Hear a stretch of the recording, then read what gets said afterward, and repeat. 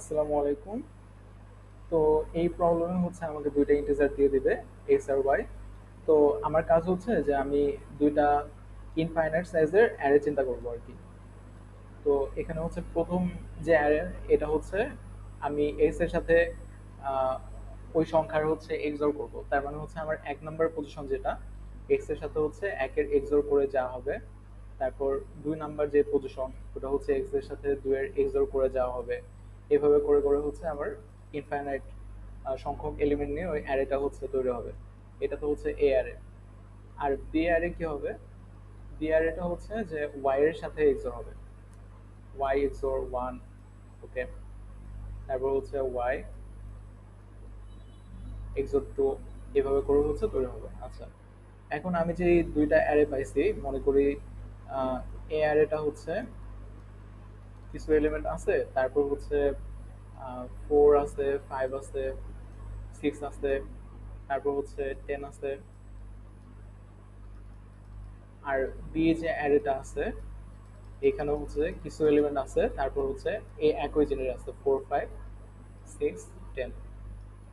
তো এটাকে হচ্ছে আমি বলতে পারবো যে এরা হচ্ছে কি কমন সাবসেগমেন্ট।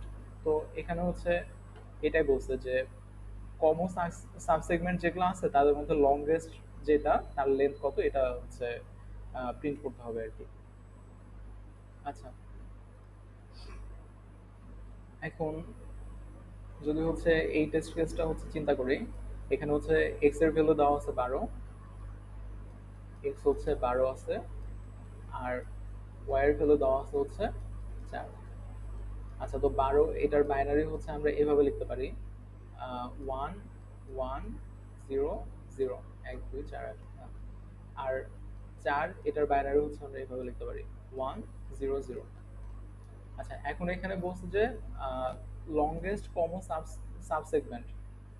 এখন কমন হইতে হলে তো হচ্ছে অবশ্যই একটা পজিশনে সেম ভ্যালু থাকতে হবে। মনে করি এখানে হচ্ছে কোনো একটা ভ্যালু পি ছিল, এখানেও কোনো একটা ভ্যালু পি আছে, তারপর না হচ্ছে আমি সাব সেগমেন্টের হিসাব শুরু করবো যে এখানে হয়তো কিউ আছে, এখানেও কিউ আছে কিনা। তো প্রথম যেই এলিমেন্টটা থাকবে, দুইটার কমন এলিমেন্ট, এমন না যে দুইটা হচ্ছে একই ইন্ডেক্সে থাকতে হবে আর কি। তো প্রথম যেটা হচ্ছে কমন, ওটা ভিন্ন ইন্ডেক্সে থাকতে পারে। তো ওই কমন ভ্যালুটা কত হতে পারে এটা একটু আমরা চিন্তা করি।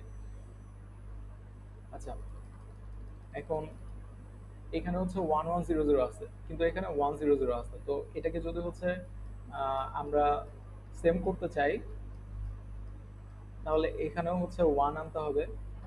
আচ্ছা, এখন এখানে তো হচ্ছে ওয়ান আনবো। তো ওয়ান আনার জন্য আমি এখানে ওয়ান চিন্তা করলাম, ঠিক আছে। আর এখানে হচ্ছে আমি কোনো কিছু চেঞ্জ করতেছি না, এটাই থাকবে।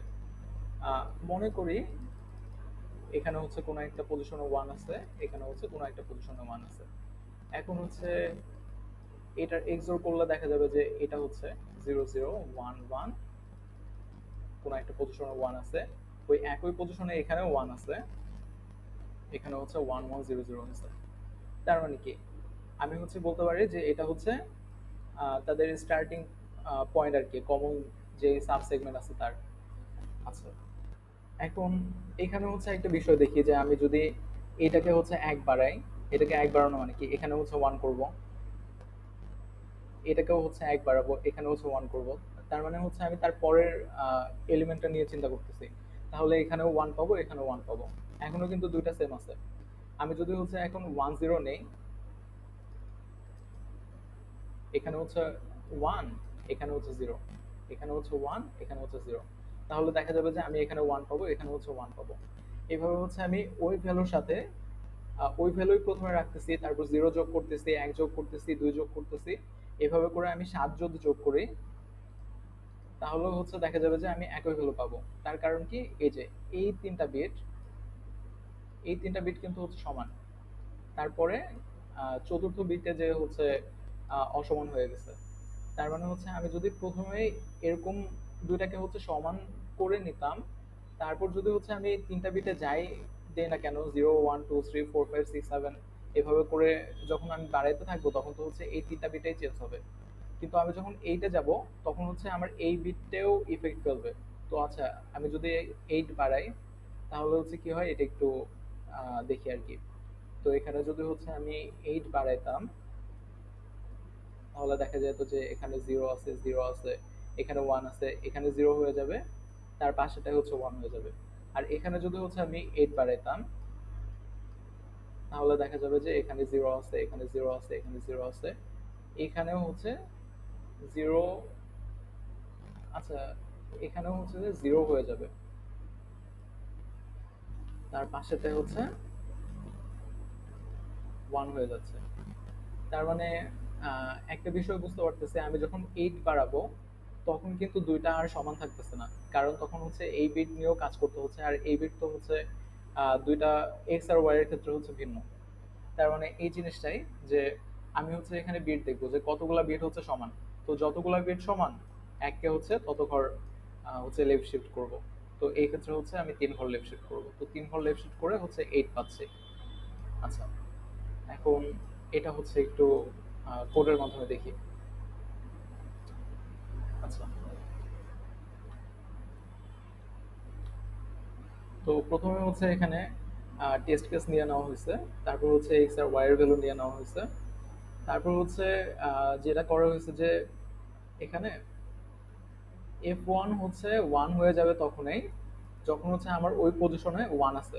তার মানে আমি যদি এটা চিন্তা করি, এখানে হচ্ছে এফ ওয়ান হচ্ছে ওয়ান, এখানে এফ ওয়ান হচ্ছে জিরো হবে। মানে এফ ওয়ান দিয়ে আমি বোঝাচ্ছি যে আমার যে এক্স আছে তার আয়তম পজিশনে হচ্ছে জিরো আছে নাকি ওয়ান আছে। আচ্ছা, এখন এটা হচ্ছে কিভাবে ক্যালকুলেট করতেছে, এটা হচ্ছে এই ফাংশন দিয়ে ক্যালকুলেট করতেছে আর কি, মানে এই অপারেশন দিয়ে ক্যালকুলেট করতেছি। যে আমি হচ্ছে এখানে এক্স দিব, মনে করি এটা হচ্ছে এক্স, এখন হচ্ছে আমি এককে যদি 3 ঘর লেফট শিফট করি তাহলে হচ্ছে এখানে আসবে।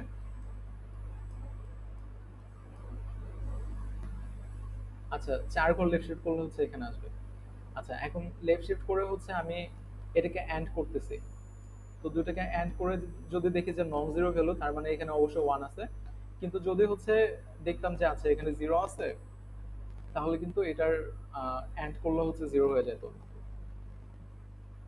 এখন এই এটা হচ্ছে নন জিরো নাকি জিরো, এটা দিয়ে হচ্ছে আমি বুঝতে পারতেছি যে এই পজিশনে জিরো আছে নাকি ওয়ান আছে। তো ফ্ল্যাগকে হচ্ছে আমি এফ কে হচ্ছে আমি ওই অনুযায়ী চেঞ্জ করে দিছি। একইভাবে হচ্ছে ওয়াই এর ক্ষেত্রেও একই জিনিসটা করা হয়েছে। এখন যদি হচ্ছে আমি দেখি যে দুইটার বিট হচ্ছে সমান আছে, তাহলে হচ্ছে আমি কাউন্টের মান এক বাড়াবো।